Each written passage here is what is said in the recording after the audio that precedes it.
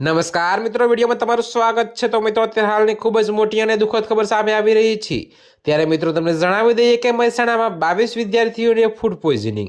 જી હા મિત્રો, તો અત્યારે હાલની આ ખૂબ જ મોટી અને દુઃખદ ખબર સામે મળી રહી છે। ત્યારે મિત્રો તમને વિગતવાર જણાવી દઈએ કે મહેસાણાના સતલાસણામાં ગોરિયાપુર મોડેલ સ્કૂલની હોસ્ટેલમાં 22 વિદ્યાર્થીઓને ફૂડ પોઈઝનિંગની અસર થઈ।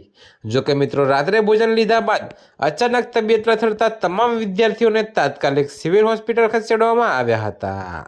જોકે મિત્રો, અત્યારે હાલની આ ખૂબ જ મોટી ખબર સામે મળી રહી છે।